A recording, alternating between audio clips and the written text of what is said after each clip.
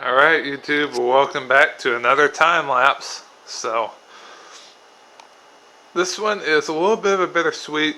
I'll call this an in-between because, as you saw from the title, this is going to be the last time you'll see the layout assembled together the way it is. This is it. This is the teardown, packing, time-lapse video montage, whatever, for the Hocking Valley 2.0.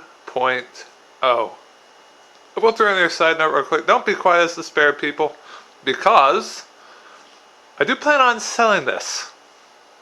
I plan on selling what you see here, the 4x8. This section is going to be rebuilt. This workbench won't be here. I'll rebuild a new connector section to connect the layout and the staging yard. Then I'm going to sell it. So a couple years down the road, I'm going to come back to this thing, get it fixed up, and you guys, as my YouTube watchers, the YouTube people, you guys will have first dibs. Be a contest and everything. So I'll have details on that when I get there. But in the meantime, sit back, relax, and, well, not the best thing to have a time lapse about, but still, enjoy a time lapse as much as possible, and I'll see you on the next video. Alright everybody, bye.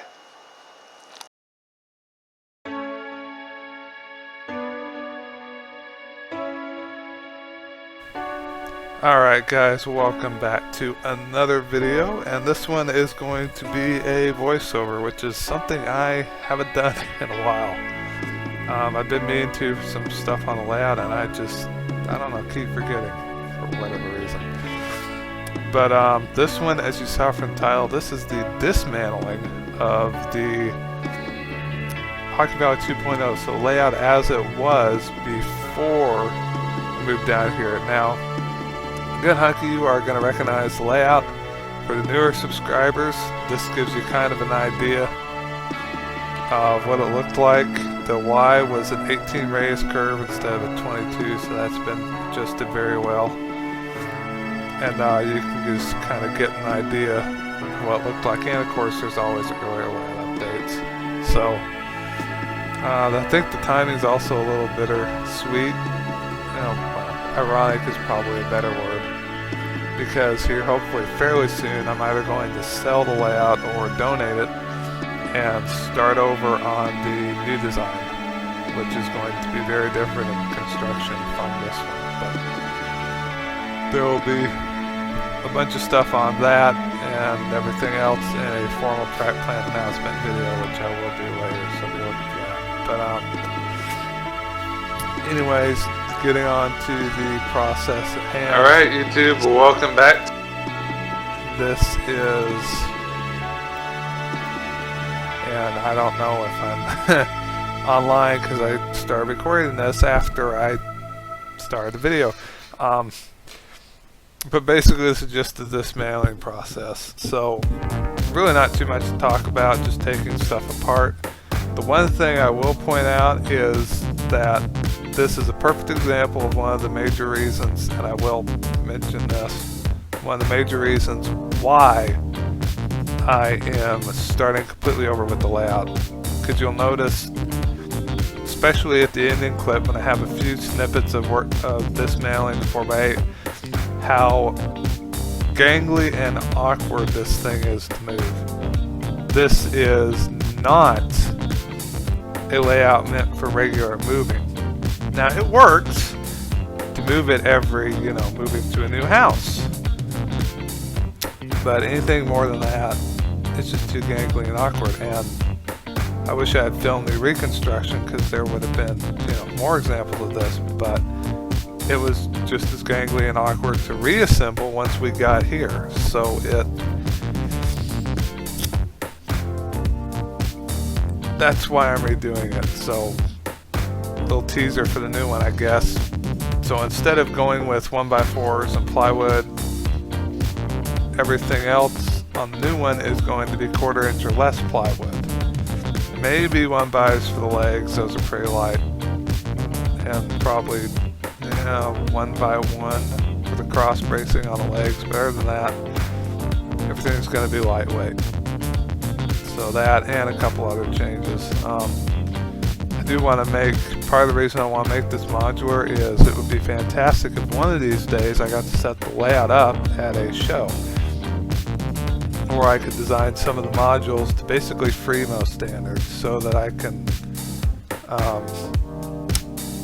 use them at a show, just take them and use them. So yeah,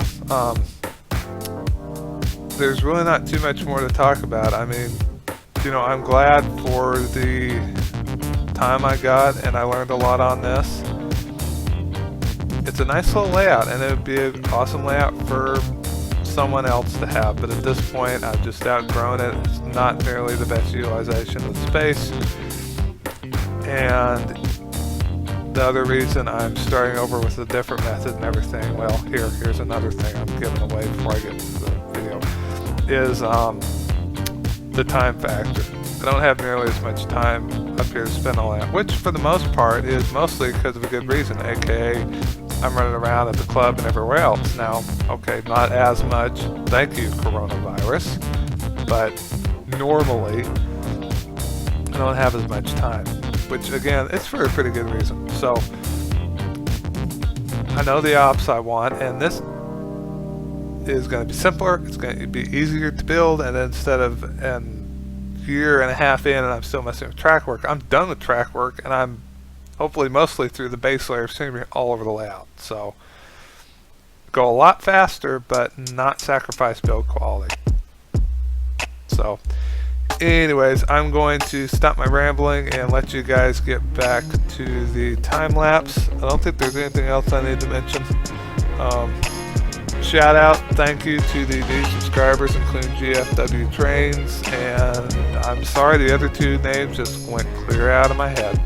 Apologize for that. You know who you are.